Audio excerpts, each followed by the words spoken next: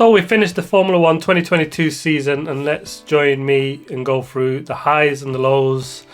And Red Bull's record-breaking season, Mercedes comeback, Ferrari a season of what could have been. Haas moving off the back of the grid field, some wholesome special F1 moments, first poles, first wins. The season-long battle between Alpine and McLaren, and two drivers again going into the final race of the season on equal points, and the usual off-track drama. We've had 25% more overtakes this season, and whilst one team ran away with the title, we had some great on-track battles and early good championship fights. We started in Bahrain, and we had a new challenger for the throne in Ferrari. The prancing horse hitting the front with a 1-2 there, followed by the two Mercedes actually, which was surprising given it wasn't a race they expected to get any decent points in anyway. But it was Red Bull's reliability early on, which was interesting, and kept the hunt for the title early on. Mercedes off the pace, Red Bull were fast and fragile, and could Ferrari be in for their first world title since 2008 and the drivers since Kimi in 2007? Saudi also produced a brilliant race, with Max and Leclerc battling it out front. We got some brilliant overtakes, Max winning in the end by half a second, so it was really tight in them early parts of the season. And so the picture that Red Bull had the fastest car and ran away with the season is not quite what we actually saw, to be honest with you, especially early on in the season. We had some brilliant racing and some brilliant battling. Max retired in Australia, Leclerc winning there and extending his early championship lead at that point with, 2 DNFs for Max, now 50 points behind the Ferrari of Charles Leclerc, or around that at that point in time. We then got the wet race in Imola, and the poor showing for Ferrari. Leclerc and finished sixth in that race, and a DNF for Sainz. Max won again as he did in Miami and Barcelona. We got to Monaco and we saw Perez breaking Max's winning streak in that race. We got the Perez's quali crash, which some believe is the reason why he didn't give that place back to Perez in Brazil towards the end of the season, with the season wrapped up. And then at that point it was only Perez that looked like he would be challenging Max Verstappen for the title. Perez fueled the flame, Max was on fire winning Azerbaijan, Canada, Ferrari were not done at that stage. They sort of mounted a little bit of a comeback with winning in Silverstone and Austria. Sadly though, the battle for the title ended halfway through the season at that point with, we've got away after the early flyaway races. We got to the European races and they weren't kind to Ferrari. France was the big title change, where Leclerc crashed out from the lead, and that meant Max from there on just went on a 5-race winning streak in France, Hungary, Belgium, Netherlands and Italy, and the Red Bull was just in a league of its own at that stage. A win in Hungary and Belgium were spectacular, Max winning from 10th in Hungary and 14th in Belgium. At that point, the Red Bull could have won from last, to be honest with you. Perez won in Singapore, but then it was Max back to winning ways again in Japan, Kota and Mexico. Max won the title at a rain-soaked Japan. It was rather confusing fashion with a late penalty for Charles Leclerc. As you remember, he was ran out and sort of judged to have gained a lasting advantage and had to give that, got 5-second penalty, which meant Perez then got upgraded to second, giving the title to Max Verstappen. It was a little confusing because we only had a 28 lap race, but full race points were given. It was a bit of a mishap in the rules or the way they were written, which meant it was for the race director to decide how many points he would allocate. Everyone thought it would be half points, but full race points were given. And a late championship celebration late in the night in Japan for Max Verstappen and his second world title there. Looking back, it looked like Perez's sort of title challenge ended in Azerbaijan, really. He had a DNF in Canada and Austria. He then had poor results in France and Hungary following that. And Max Verstappen just kept winning, really. Perez won just 2 races all season in a car which was an absolute class of the field. Red Bull clearly were the class of the field, winning 17 of the 22 races. They had a dominant car all season, but it was Max Verstappen who shone.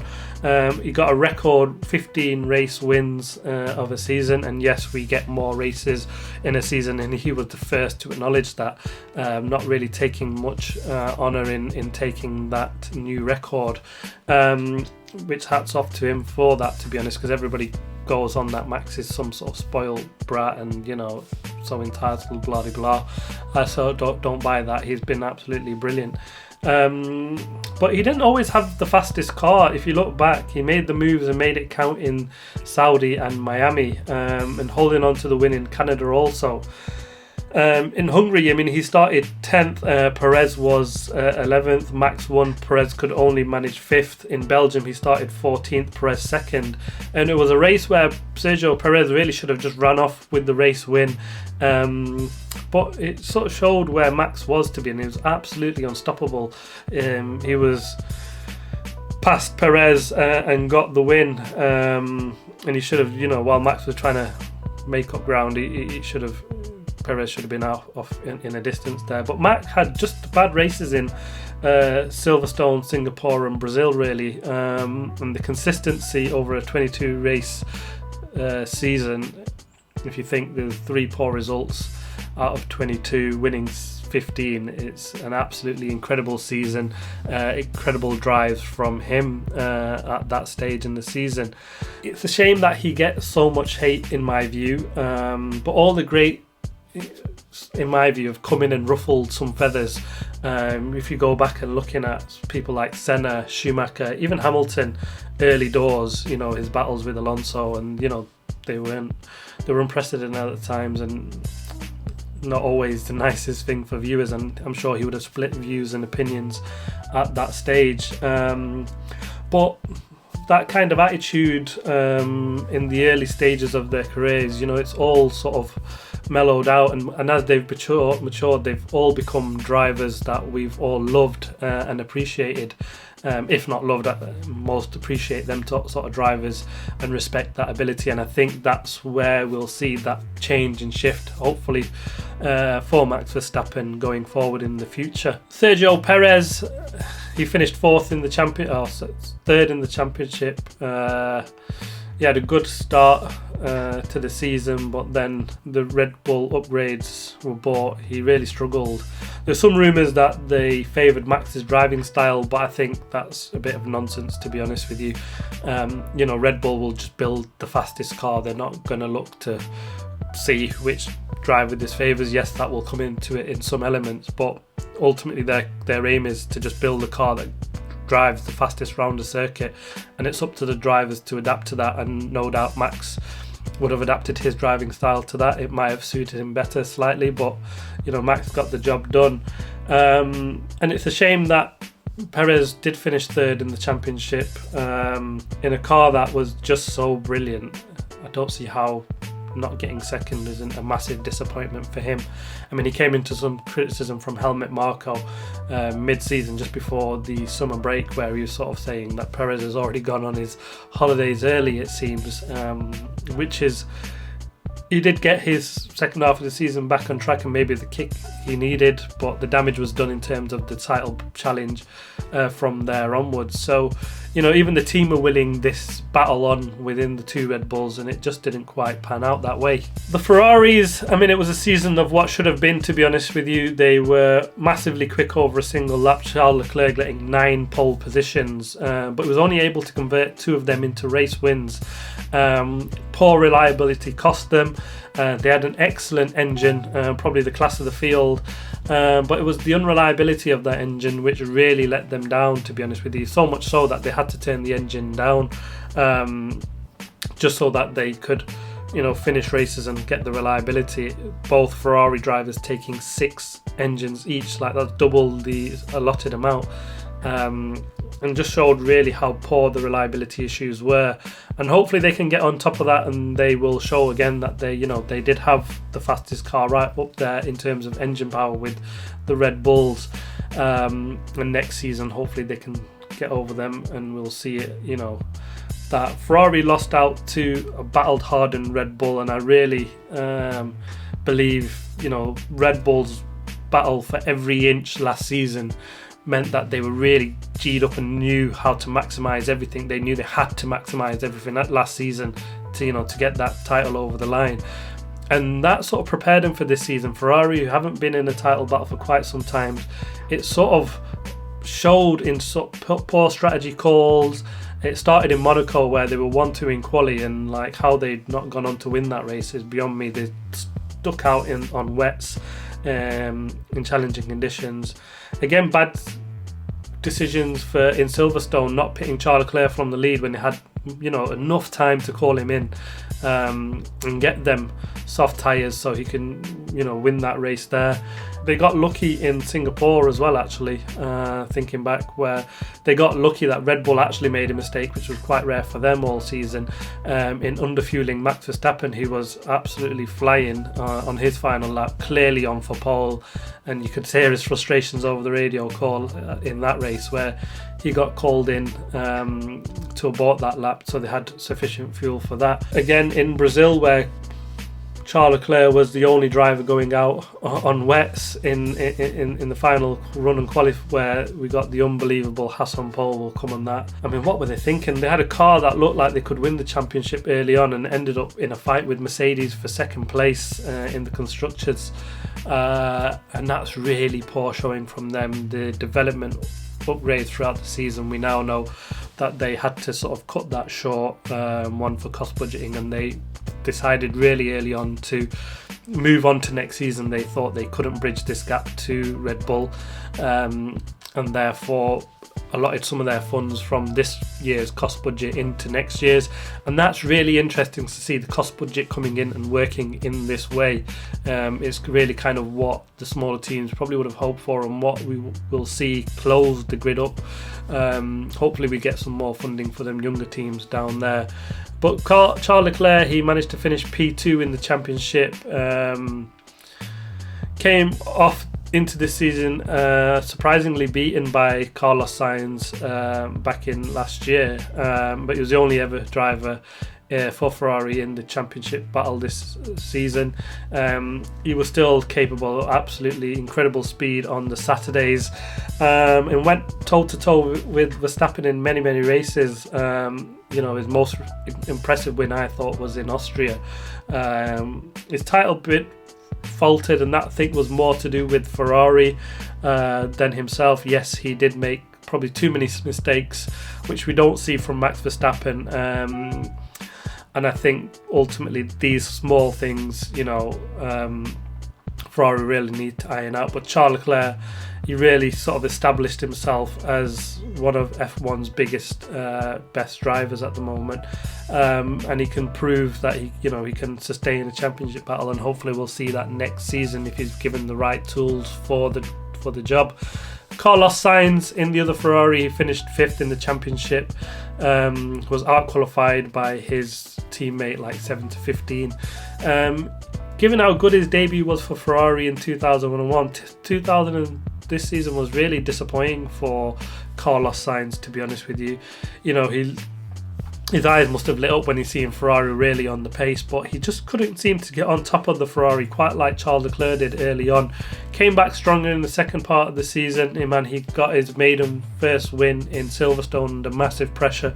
He passed Charles Leclerc, despite the dodgy instructions from the team again on that one. And then we had the fire that we seen, this car rolling down the hill, and that really did dampen him a lot, and hopefully we'll see him getting back on terms with Charles Leclerc with the Ferrari next season. The Mercedes, they were miles off the pace this season really early on. It came out with this unique no pods car design, but they struggled massively with the porpoising issue.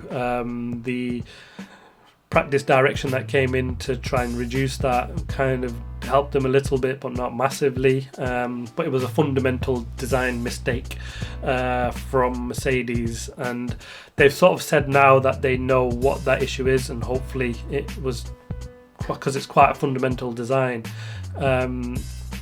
error. I mean, it took them all season to try and understand what that was. They were still upgrading their car all season, where, as Ferrari have said, they stopped that midpoint. I'm sure Red Bull, with such a dominant car, really would have focused on next season, and Mercedes have a massive job to do over the winter to try and get this right. In Belgium, they were 1.8 seconds off pole, which is an absolute shocker. But the highlights of the season came with a 1-2 in Brazil. They finally got on top of the car at that point, right towards the end of the season, and it was a brilliant win for them. Their hard work paying off at that time. But they were absolutely consistent. They got a double podium in France and Hungary, and they were consistent picking up podiums where their rivals Red Bull and Ferrari were making mistakes, and they absolutely capitalised. They had great reliability. Just the one DNF coming for Lewis Hamilton in the final race of the season, and hopefully now, given the comments coming from Mercedes, they kind of understand and where they can pick that off and improve next season. Russell finished 4th in the championship. He had an absolute brilliant season for Mercedes. He was absolutely consistent, picking up podiums, 4th place, 5th place, really out-driving that car a lot. He was called Mr. Consistency, Mr. Saturday last season. He was Mr. Consistency this season. He got his first pole in Hungary, and he got Mercedes' only win. 2022, this season was always going to be a win-win for George Russell. I mean, had he beaten Hamilton like he did, it was always megastar. What an absolute brilliant performance. But even if he'd not, he's lost out to Lewis Hamilton, an absolute mega world champion. So, he just had nothing to lose, and it's shown in a lot of his driving style. But it wasn't just that. Like, when Mercedes had pace, he made it count. In Hungary, he's the one that got pole. In Brazil, he was in the position to win the race. So hats off to him. The only negative for Russell really is that Mercedes didn't have a car that was fighting for the championship, because it would be interesting to see how we would deal with the pressures of a championship fight and a championship battle, and that's something that we'll see if Mercedes can have that car next season, whether they are able to make the most of that.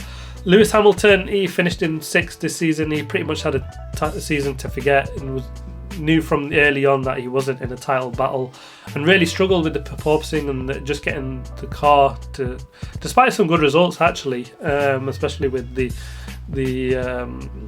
podium in Bahrain at that point, really unexpected, and then was nowhere near. But then when he did, he came back absolutely strong. 5 podiums in a row at that point, from Canada, Silverstone, Austria, France and Hungary, and hopefully he'll be just praying that Mercedes sort their car out next season.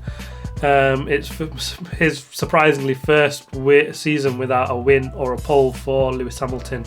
Just shows what an incredible career he's had, and no doubt he'll come back stronger next season. The Alpines, they got 4th in the Constructors' Championship from 14 points from McLaren.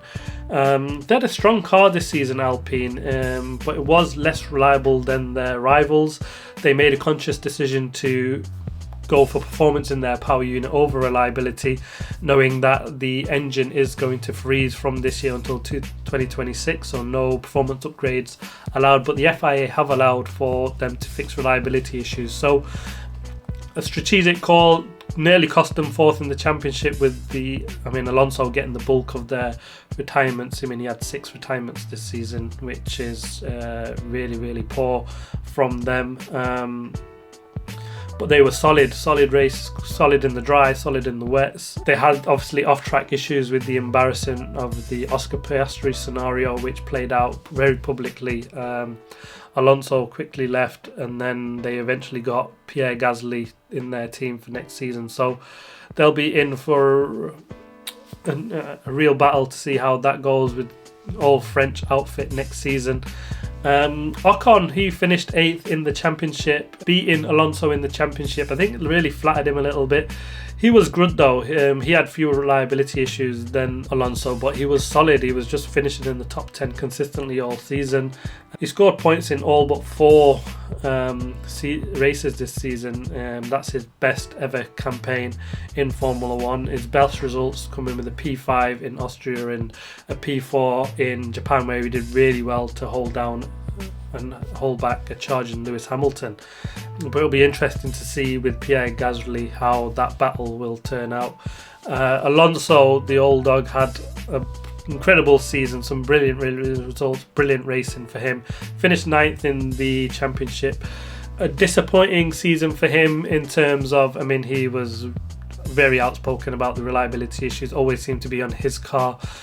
6 DNFs for Fernando Alonso, which, says it all, doesn't it? It's not good enough. And he'll be happy. He was really glad to be moving on at the end of the season, glad to be leaving the team following his rather ruckus battles with Ocon, and the team just sort of favouring Ocon. Alonso was leaving at that stage, so they were no way ever going to ruffle the feathers with the driver that's staying compared to the driver that's leaving. A new challenge for him at Aston Martin. It'll be interesting to see how he gets on there. McLaren had an absolute dreadful start to the season. They were absolutely nowhere. It showed in practice in Bahrain. They were absolutely miles off the pace. They were so disappointed and downbeat. I don't think they thought they would be that far off. And that poor performance just seemed to continue throughout the season for Daniel Ricciardo, though. Norris, on the other hand, was absolutely brilliant. Even though the car was miles off the pace, it did get stronger through as the season progressed, and they sorted out a lot of the operational areas where they weren't fast. This season McLaren actually got the fastest pit stop of the season, a title held by Red Bull predominantly all season. Norris finished 7th in the championship. He qualified Danny Ric 19-2. Just shows how bad a season Danny Ric had this season, really. Norris probably had the best career of his F1 life, I think. He just got better and better. He was absolutely consistent, outdrove that McLaren, and got points. And he was the only one taking the battle to Alpine, to be honest. It was a single-handed battle with McLaren of Norris and the 2 Alpines, and he did an absolute mega job. He got a podium, which was probably the highlight of his season in Imola. 4th in Singapore. He absolutely battered Danny Ric so badly that they cancelled Danny Ric's contract because Norris was just absolutely on fire and shown what actually could have been done with the car, despite him being crap. But he was making it work. Danny Ric finished the season in 11th. He came into the season sort of full of optimism, but it just, hoping the new car and the new design would really work for him and he can re-find his confidence, but it just never happened for him all season. It was really, really tough to watch, to be honest. He's an absolute great racer, but often running well outside the points. I think as bad as it was, it shows as bad as it was that he was actually glad to finish with some points in Abu Dhabi and finish off his career with McLaren there. Danny Ric without a seat next season. He has gone back to Red Bull for a testing role there and a reserve driver position. That'll put some pressure on Sergio Perez, I believe, that signing. It's a great move from Red Bull on that one. Let's see if he can make his way back into Formula 1. Where will he fill a seat? I'm not sure. There's many openings in the top 3 or 4 teams anyway at the moment, and it'll be interesting to see if he can make his way back in. Alfa Romeo, they finished the season with 55 constructors points. They had a great start to the season. They were regularly in the top 10. They got good points in Austria, Imola, Miami and Spain. And then Canada as well also, where they got the bulk of their season as points. And then they went 11 races in the season scoring just 2 points. That's from Silverstone to Mexico. It was a great result for them, beating Aston Martin in the end, right at the end of the season. But some exciting times for Alfa Romeo. They'll become Audi from 2026, that Sauber team. So really some exciting moves for them. Beating Aston Martin was absolutely massive for them. That's another 10 million in the bank for them, for a team that weren't even touching the cost cap budget, so that will push them up, and hopefully that'll be a lot of money for them to spend and catch up to the top teams. Zhou Guanyu finished in 18th place. Not the worst rookie season for Zhu, but although there was nothing convincing in there to say that he's a star of the future. But surprisingly, Alfa Romeo renewed his contract and sort of said he's been the highlight of their season, biggest surprise of the season for them. I was a bit surprised by that. Bottas finished 10th in the championship, and well, he had a massive plus for them. Came in from Mercedes with this consistency, beat his rookie teammate, scored points in 6 of the first 8 rounds. As I say, that's where Alfa Romeo got their early points. Consistently beat Zhou Guanyu, and he still kept up the high standards alongside Lewis Hamilton. Aston Martin, they finished on 55 points also, but because of the way the results fell, Alfa Romeo beat them in the championship. They had a really disappointing start to the season, getting 0 points from the first 3 races, but then they got good points in Imola and Baku, where they finished strongly. Got some fantastic results towards the final part of the season. They had a really inconsistent car, to be honest. It suited some circuits brilliantly well and some not so well at all. And they'll have Alonso joining them next season, who will absolutely demand peak performance every weekend. So a lot of pressure on Aston Martin getting a driver like Fernando Alonso. He'll really push up the standards and try and iron out any of these inconsistencies and mistakes that led their way. Vettel finished the championship in 12th, his final season in Formula 1. He had a difficult start to the season. He missed a couple of races with COVID, and then he returned in an absolutely shocker of a car. The Aston Martin was really, really bad early on, and inconsistency. But once Seb or the team found pace, Seb was right on there. It was probably his most competitive we've seen. There was some brilliant racing with Alonso and his teammate, but it wasn't convincing enough for him, and he announced his retirement. Really sad to see him go. He had a brilliant finish in Brazil and then Abu Dhabi, getting points. And he was absolutely racy. There was still fire and drive and just some brilliance in that guy. So it's a real shame to see him off the grid for what he stood for outside of racing as well. He wasn't just a racing driver like we've seen with many others. Really, really sad to see him go. 4 world championships, absolutely incredible race driver. You're no slouch winning 4 world titles despite having a decent car he did with the Red Bull at that time. But really sad to see him go. He beat his teammate this season as well, Lance Stroll. He had a pretty poor season, to be honest with you. He finished in 15th. It's lowest points tally since leaving Williams 4 years ago. And he was just a worrying streak. He was out qualified by his teammate in all of his 6 F1 seasons. So he really needs to sort that out. And he's not going to be. He wasn't helped by the underperforming Aston Martin, and waited until around 17 in Singapore to finish higher than 10th in a race. He only got 2 retirements, and a final tally of 18 points isn't great at all, and he'll be in for a tough battle with Fernando Alonso joining next season. So Stroll really is one which, of a driver that really does need to up his game. Haas, they finished on 37 points. They had the early season issues with having to let Nikita Mazepin go and losing a big Russian sponsor there, but they bought in K-Mag, which looking back now looks like an absolute masterstroke. K-Mag, they'd actually built a good car this season, which was absolutely really key for them, because within season development they've not been great. They don't have that kind of budget to spend and developing that car. They only bought one big upgrade mid-season, and that really did seem to cost them. If they had a good start to the season, they got 10 points in Bahrain, but then went 5 points without getting any points, 5 races without getting any points from Miami to Canada. And I say they replaced Mick Schumacher for next season. I think that coming down to just his inexperience, they want a driver that will be able to push the team rather than the team carrying a driver and developing him like they kind of were with Mick. He had some big crashes which cost him. I mean, that crash in Saudi was nearly £1 million worth of damage for them. So they're a team that can ill afford that kind of expense, and I can see probably why they might have gone with Nico Hülkenberg. Surprising, he's not been in Formula 1 since 2017. He's had the odd drive he did early this season. Did well in that, to be fair with you, so he'll have some understanding of the car, and hopefully he'll get himself some good points, and if they can produce a decent car next season.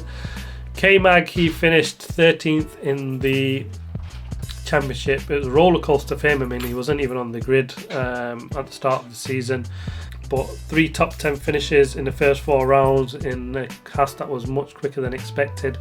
The Ferrari engine in that really helping them, but obviously once the Ferrari power had to be downgraded for reliability issues, that really seemed to cost them, and Haas had the absolute fairy tale first pole for Haas in Brazil. That was absolutely brilliant, absolutely amazing scenes there. Mick Schumacher had a season of mixed. We just didn't have the consistency of the good results. He's shown in there that he has got the ability as Mick Schumacher, but he just wasn't consistent enough. The big crashes in Saudi really kind of cost him. He got his first points at Silverstone, and that sort of kick-started a good run of top 10, back-to-back top 10 finishes for him following that. But they were the only races or points he scored of the season, and there was just a few too many negatives for him, which meant he lost his seat in Formula 1. There are rumours that he will sign for Mercedes as a reserve/test driver, but that's nothing confirmed yet. There is no place on the grid for him now, so that seems like if he wants to keep a place in Formula 1, that's where the next option is for him. But a really good all-round season for Haas, getting off the back of the grid and finishing 8th in the Constructors' title. Massive, beating AlphaTauri, who is Red Bull's B team, is absolutely massive for them, where they really did struggle for budget. AlphaTauri finished on 35 points. They started the season really well, solid points in the first 4 races, but from Canada the season just went off the rails. They got a couple of points in Belgium and 4 in Monza, but after that there was just nothing to show for them. Really poor performance from them. They went from having the 4th or 5th fastest car last season to the 9th this season. There were some decent results, like I said, but other than that, they were just battling it out for Haas for 8th place and finished 9th in the end. For Red Bull's B team, that is really quite a bad result as a team for them, and they'll hope they can come back stronger. Yuka Tsunoda, it's a good start with some top 10 finishes in the first 6 rounds, and suggested that he's ready to make the leap and go forward in Formula 1, but he then struggled after that. The only thing he really earned was a 3rd season in AlphaTauri, to be honest with you. He got his defeats to Gasly weren't quite as big as they were last season, so he's closed that gap to a teammate that was been brilliant for AlphaTauri. And next season he'll be leading the team, at first at least, anyway, with the rookie Nick De Vries now drafted in to replace Pierre Gasly. Who finished 14th in the championship. He's had 2 impressive back-to-back years with the Red Bull team, but the car just really wasn't there. I mean, we hear him towards the end of the season really complaining with the brakes. Just never really had the confidence in the car as they've had, and it was just a poor car for them all season. But he'll be really exciting, moving up to Alpine. He's left the stables of the Red Bull driver program. It'll be interesting to see how he gets on over there at Alpine with the all French outfit. He's really produced as Pierre Gasly, despite the massive, criticism and everything that went with him getting booted out of Red Bull's first team, then getting demoted to the second team again. But he really sort of put that to the side and pulled off some brilliant performances.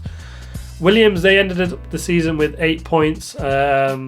A poor car. They were just at the back of the grid. They had a really quick car down the straights. It was really slippery, but just poor downforce meant they just really struggled in any of the corners, to be honest with you. And there's not much to say, to be honest with you. They'll be hoping for a much better season next season. Nicholas Latifi leaving, and they'll got the American Logan Sargent, who finally got enough FIA Super License points to join the team at the end of the season in Abu Dhabi.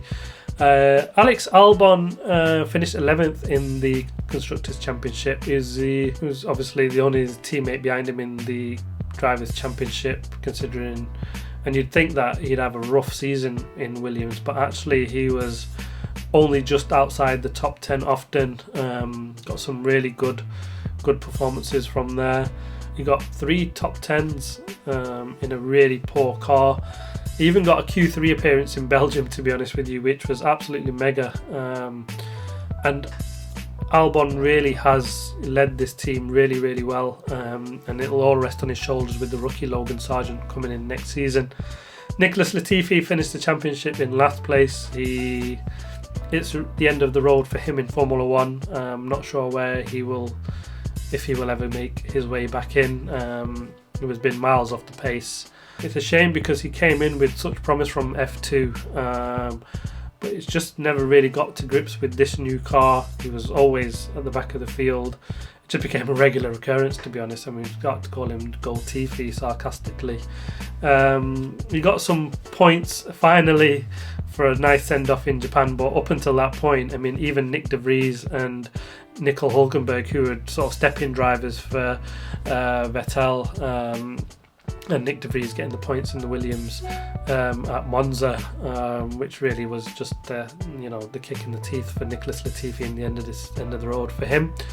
But it'll be interesting to see how that they can develop that car for next season. They've got big issues to sort out there at Williams. It's a shame really, because for such a prestigious team as Williams, just to be so far down the field, they deserve better than that, I think. Well, next season it's all to play for again. Red Bull will clearly be the team to beat. They were absolute class of the field this season, and no doubt they put a large share of their budget into developing the car for next season already early on. Ferrari have got it all to do, fix their reliability issues, and no doubt they'll be back up at fighting at the front. Mercedes have said that they've got on top of their issues, or they understand where their issues are. They've got a big winter ahead of them to get right back in this title battle, but they've shown that development throughout the season they've been second to none. Really, I mean, being 1.8 seconds off the pace in Belgium to getting a 1-2 in Brazil, and that wasn't the full picture. I mean, they were still about 3/4 of a second off at some points in qualifying, about 0.3, 0.4 of a second off in race trim. So, I mean, that's massive in Formula One. So, still a long way to go and big gains for them to make. Will they stick with the no pods for next season? It'll be interesting to see if that was actually the issue. More people are saying it's issues to do with the rake, of how high the rear end is compared to the front. They went for a flattish surface to try and get the aerodynamic package working on that Mercedes, and that didn't help at all, and that was rumoured to be a lot of the issues with the porpoising. So will they go with the Red Bull sort of style of the high rake on that car next season? McLaren really need to get their act together. They were always fighting for the championship when I was growing up, 98, 99, it was McLaren, Ferrari, and it's a shame to see them dropping down to sort of 5th fastest team in Formula One behind Alpine. But hopefully we'll see a good 3-way title battle between Red Bull, Ferrari and Mercedes, and McLaren actually getting in there as well and chipping in with some hopefully they can produce something magical for next season. It's always difficult though, but with the regulations steadying, it gives all these teams an option to fix where they went wrong this season with all the new regulations. And on to 2023, and I'm hoping for an absolutely mega title battle. Kind of what we got a little bit of this season early on, and hopefully that can continue for all the season next season. But hats off to Red Bull, they've been absolutely brilliant this season. No doubt, nobody can argue with that one. 17 wins out of 22 races. Hats off to them. But that's it. That's the season review of the Formula 1 2022 season. Thanks very much for watching. Please like, subscribe and comment. I'll see you in the next video. Thank you.